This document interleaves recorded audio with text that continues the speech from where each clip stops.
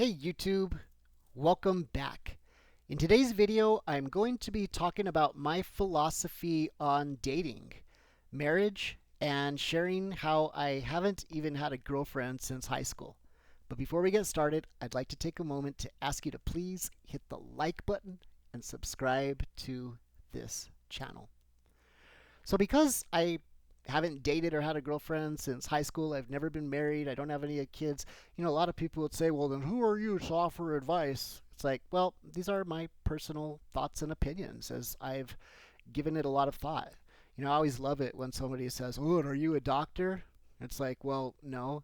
And I'll usually wait until the next time they spill something. It's like, oh, what a mess. It's like, oh, and are you a janitor? I've learned a lot from doctors, so I'm not slamming doctors. I'm just making my point. Um, so yeah, these are my opinions.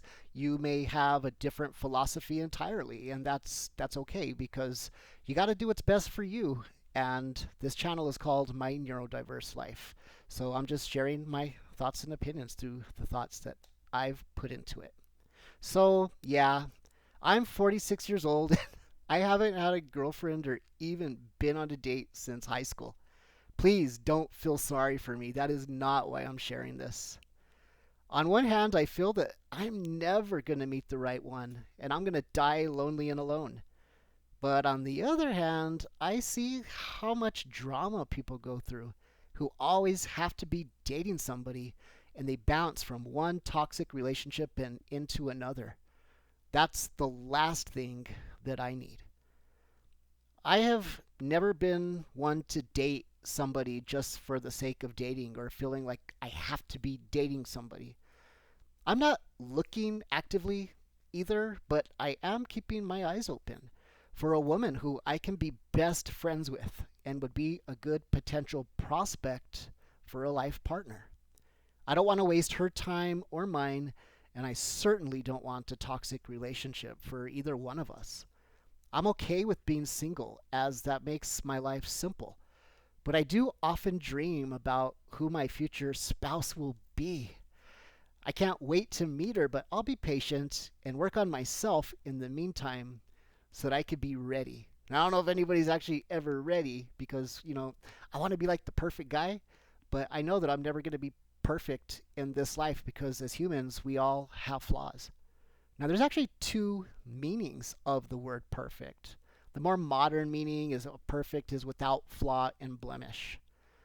But another meaning for the word perfect, perhaps an older meaning, is useful for the intended purpose, which means that you can have an old beat up car with tons of miles, ripped seats, cracked window, dents, bad paint, but it runs good. It runs really good. So it's perfect, useful for the intended purpose to get somebody back and forth to the things that they need to do every day. That's the kind of perfect I want to be, useful for the intended purpose. And I'll be growing as a person through my whole life. I'm a firm believer in wedding vows that say, for better or worse, till death do us part. In today's society, it seems to be for better or worse until one of us decides to move on, change our mind, or things get too hard. This is why it's so important to get to know the person for a long time before taking the plunge because you don't know someone until you know them, and that takes time. Everybody is on their best behavior when they're dating for the first year or two. And you need to know who a person is when they're happy, when they're sad, when they're frustrated, when they're having a bad day, etc. Also, take into consideration that you are marrying into the person's family as well, so that's definitely a major thing to take into consideration. It's also a consideration to be attracted sexually to the person that you want to marry, but even more important is that you need to be absolute best friends. Looks and body type mean nothing.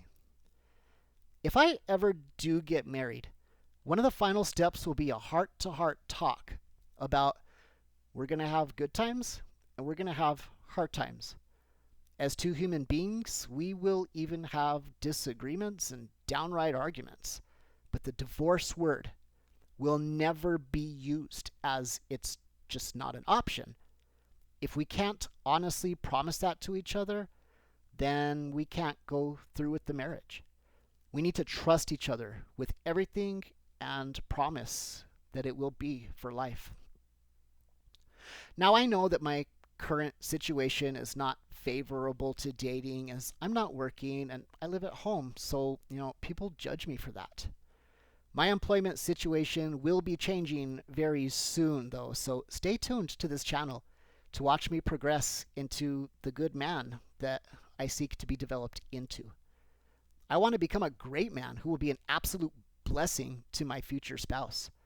I just need a few important final touches, in order to be ready, even though no one is ever actually really ready. And I hope that there's somebody out there for me. Actually, I use my current situation to get rid of judgmental, toxic people that I really don't need in my life anyways. I'm not into surface level fake relationship and fair weather friends. I like keeping my circle of friends small as I seek quality over quantity. Hell, my future spouse can even help me become the man that I need to be, as I'll always be looking to improve myself throughout my whole life. I just hope that someday I find my best friend and life partner so that I can share life with somebody who I love and who loves me. And so I don't die lonely and alone. I have very high goals for the man I will develop into. And now that I have some maturity under my belt, it's even better. I try to keep a positive mindset about the fact that I feel like I'm transitioning into adulthood just a little bit late.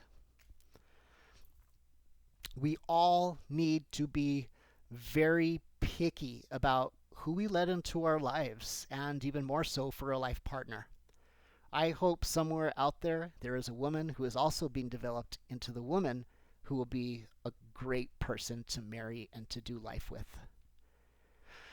A potential spouse needs to be open and have absolutely no secrets. Even something that's not necessarily a deal breaker needs to be discussed, such as how much debt they have, as we will both be taking on each other's debt. There can't be any secrets or surprises. I just recently got my first secured credit card because I've never charged anything in my life and I need to build some credit. It's considered a credit card, but it's really a debit card because I had to give them the $1,000 so that they can basically lend me my own money. I'm very careful with it, and I pay it off every month because I refuse to pay interest on my own money, even though it's called a credit card. I don't want to play their game. I have a good head on my shoulders, even with all of my struggles, but I do definitely seek to be responsible. I just need a few finishing touches, which I'm working on right now. Thank you for watching. Please hit the like button, subscribe to this channel, and I hope to see you in the next video. Have a great day, people.